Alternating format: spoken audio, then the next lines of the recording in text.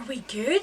Do we think that that sneezing fit was potentially my body's way of noping out of choosing? You do see what I did there, right? Maybe, but bodily functions are no, by golly! It's spooky month and nothing will stop me. Except maybe the fact that the lighting is also now in October in the UK and I need to get out my ring light. Don't freaking wanna! Why is nobody just following me around with like lanterns and candles? Honestly, you just can't get creepy assistants these days.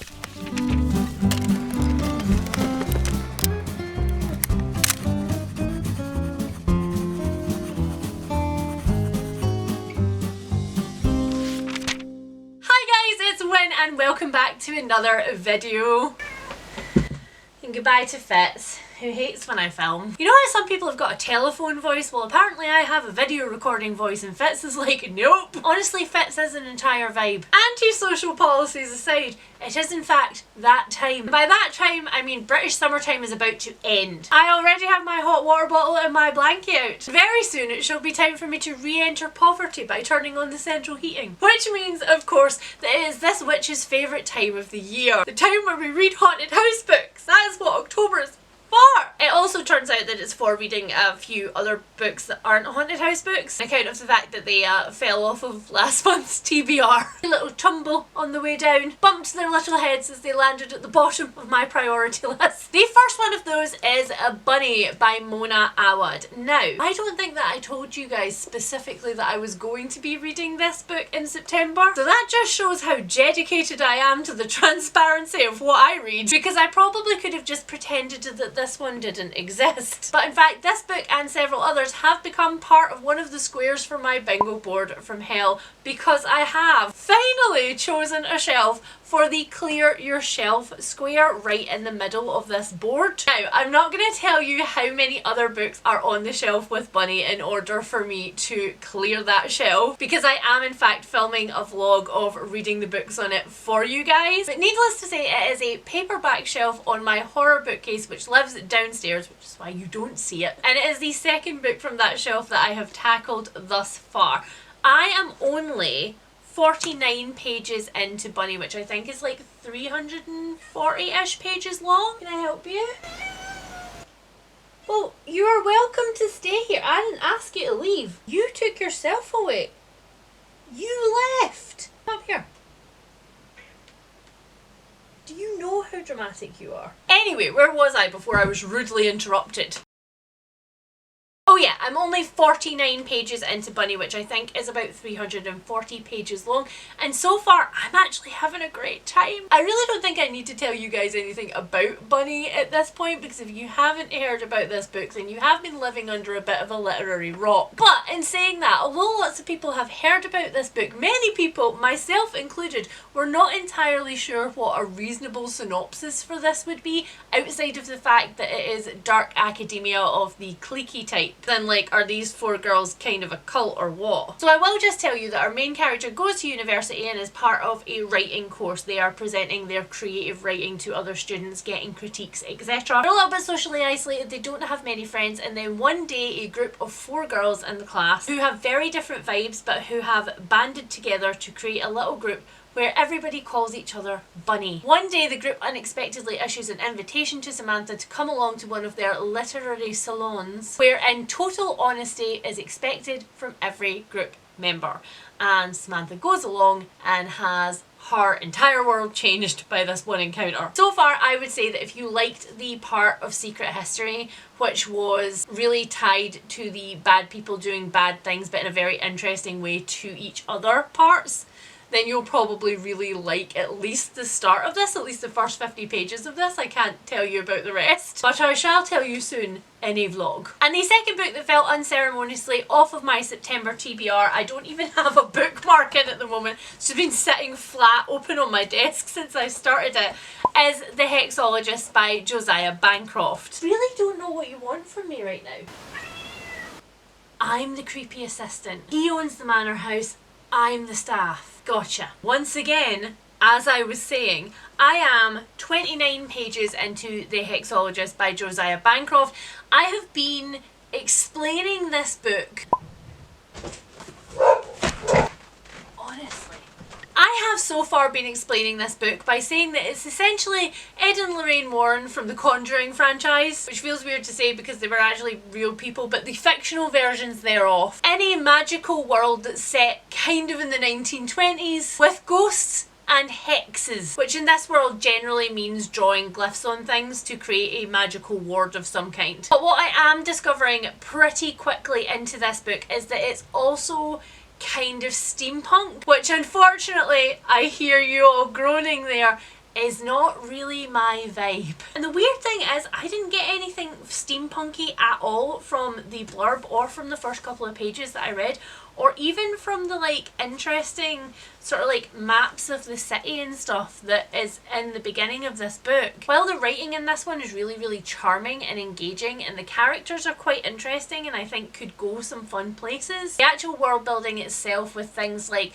factories that produce magical ash and six-wheeled cars that power themselves just really isn't the kind of stuff that I enjoy reading, which actually is kind of gutting to me because it is the only book so far on my TBR for this month which fulfills one of the prompts that I want to try and hit. If you guys have never checked out my Patreon, it is called Lochfern. It is based around an entirely fictional, created by me, little creepy Scottish town which is filled with like ghostly goings on and conspiracies. And we have a readathon called the Lochfern Readathon, wherein essentially you journey around the map of Lochfern. Here are some of the previous iterations of the map, going to different locations and collecting their stamps for your tourist card. On the 30th of September I dropped the third round of the Lochfern Readathon, which is for the first time a year-long round, so you can join at any point. And the first location that I would like to take myself to is the Old Bothy. A bothy is an old Scottish low house. They were used for a lot of things, but most traditionally they were used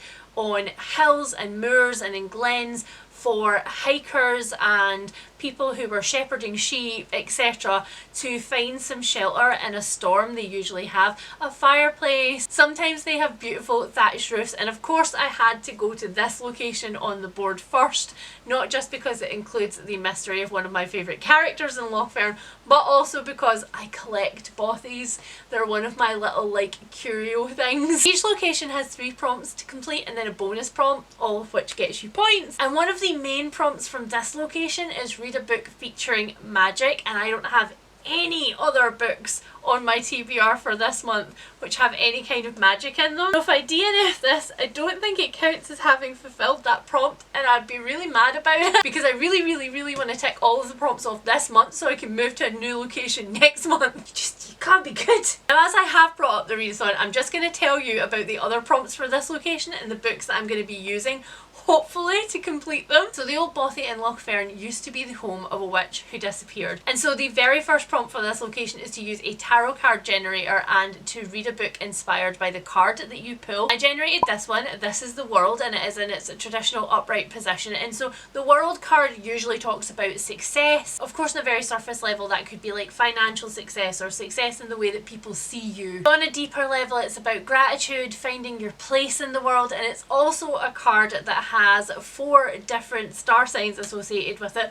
one of them being Taurus, so it can indicate a certain amount of stubbornness and determination to get to your goal. And so the book that I have picked to go along with this prompt is Play Nice by Rachel Harrison. This is one of the books that was on my most anticipated books for the like end of this year, start of next year, and it is officially my first haunted house book of October. Play Nice is all about Cleo. She is a social media influencer. She lives her entire life in the public eye, and she has done everything that she possibly can to suppress everything that happened to her in her childhood so that nobody ever finds out about it. Because as a child, Cleo and her sisters went through a very messy divorce with her parents and ended up in the sole custody of their mother Alex, who took them to a fairly crumbly, abandoned house where they moved in hoping for a brand new start. Unfortunately for all of them, Cleo's mum Alex then told them that the house was possessed, that it was evil, that there were ghosts in it,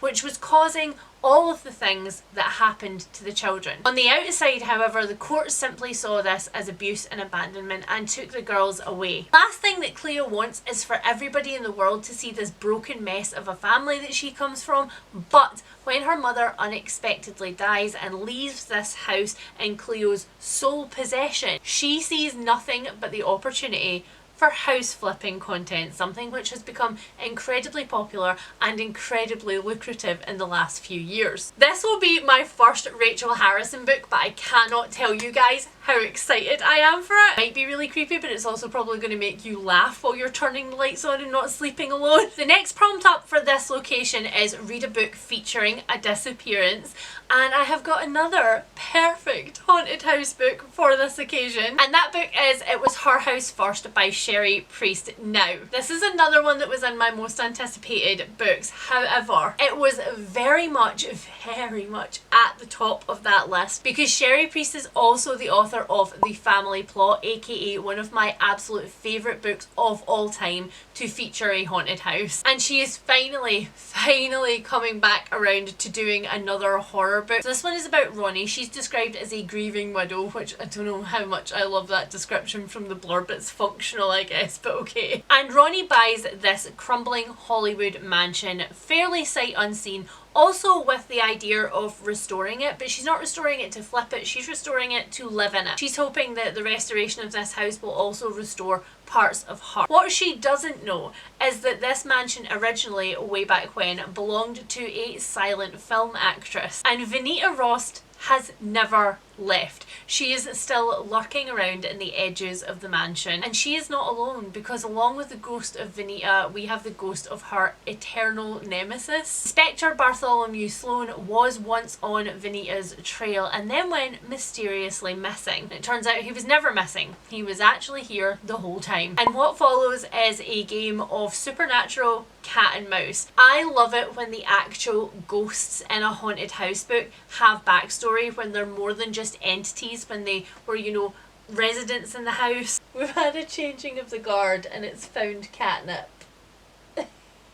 Esme, you're adorable, but you're very distracting. And don't get me wrong, I'm very glad that this book managed to fit this prompt so nicely, but I would have shoehorned it into this TBR no matter how I had to do it. And then the final prompt for this location, the bonus prompt, is to read a book that is mostly set in the wilderness. And not only is this book a reread, but it is a 2025 reread. It is a book that I only read 2 months ago, maybe. Partially because I just cannot get it out of my head, and partially because a lovely friend of mine recently sent me a screenshot that was like, look, it's come up on my Libby, I'm borrowing it, I'm so excited to hear everything about it after you talked it to absolute death. And now I'm like, no, do you know what, I'ma do it again, I'ma do it again. I loved it so much, I'ma do it again, and nobody can stop me, let alone myself, because there are plenty other books that I could be reading right now that I have not already read. So for this prompt, I am going to be reading The Reformatory by Tanarive Due. This book has, no pun intended, haunted me since the day and hour that I started it. Ronnie and his elder sister are black and living in Florida, which is already a crime in some people's eyes at this point. And they are minding their own business on their walk to school in the morning when a white teenage boy from a privileged family comes up to Ronnie's elder sister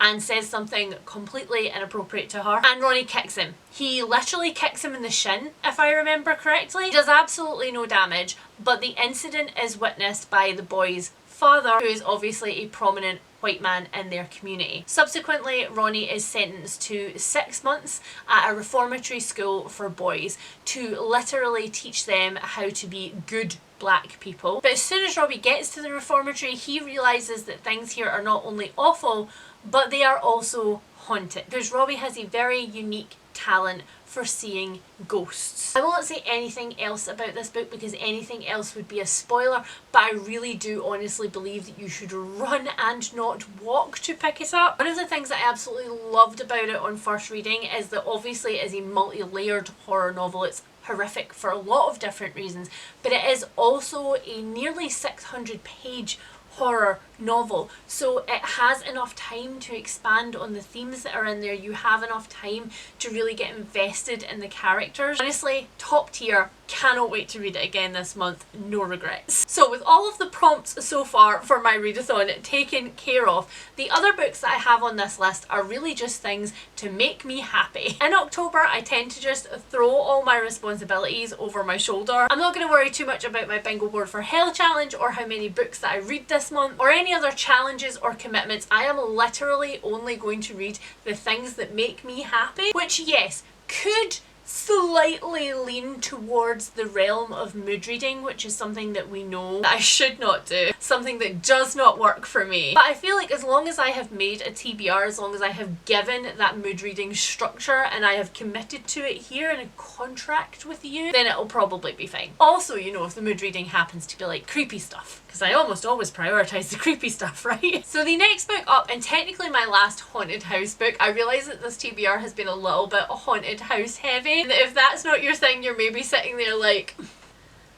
come on dude, I know you've got other things in there. I promise this is the last like overtly haunted house book. And it's actually a non-fiction. It is How to Build a Haunted House, Our Cultural Obsession with Haunted Houses by Caitlin Blackwell Baines. Maybe? You can tell me whether I get like a ding ding ding for that. But essentially this book is all about the fact that we are obsessed with haunted houses. We are obsessed with the idea of houses holding the ghosts of the people who have come past, of the history of those people in a much more like concrete way than just they left their mark on the structure. It discusses all of the different kinds of haunted houses that we like and where they culturally come from, and I'm very excited for it. It's been quite a while since I have read a non-fiction book about something like this. And then finally I have 4 books that are on my I would like to get to these this month list, but also my if I don't get to them I'm not going to be super upset about them and we'll probably just shove them into November list. The first one of those is of course A Fine Mess by Lindy Ryan. I've talked to you guys about this a few times. Bless your heart, the first book in this series was one of my favourite books, if not my favourite book, I can't remember now,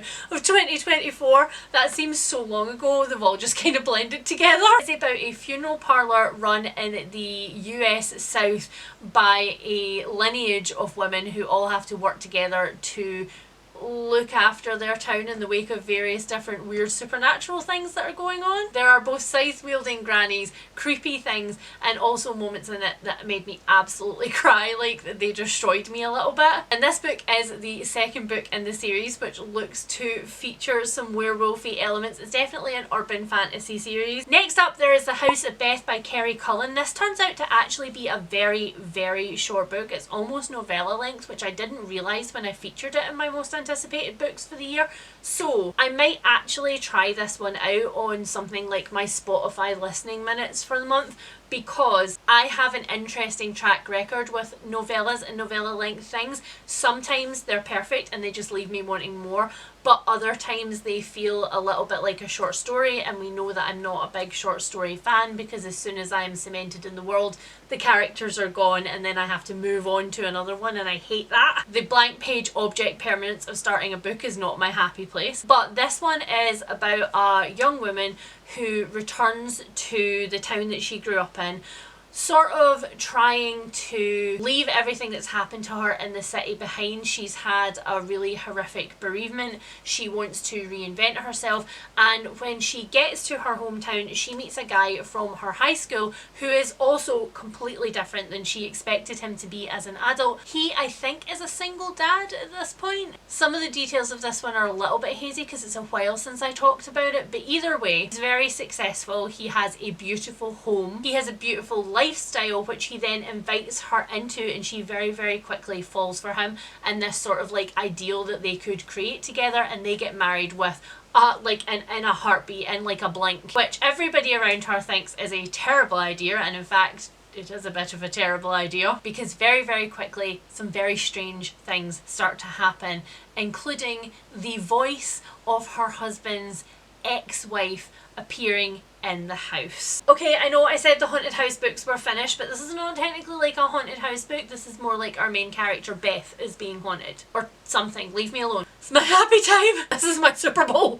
And that's it, my friends. That was quite a small and condensed TBR. If you have got this far through the video, then please leave me a haunted emoji down below to let me know that you were here. And also please tell me what you are reading for October. Are you theming your reading around creepy things because, you know, Saw, Halloween, once again, my sports series for the year? Or is that absolutely not your vibe? Are you only reading like really happy, cozy romances or cozy fantasies right now to try and get out of the like sads because the dark days are coming in? Either way, tell me down below what you are reading. If you are new to this channel and you would like to know how many times that I get up in the middle of the night for a wee and have to wake up lovely spouse Harry and be like, can you please take me because I'm scared after reading all the creepy books, then please hit that subscribe button and stick around. And if you are one of my lovely returning viewers who knew that I was going to be doing this to myself this month and were just waiting for it so that you could laugh and point at the folly of my ways, then please hit that like button on the way out because it really does help my channel. For some reason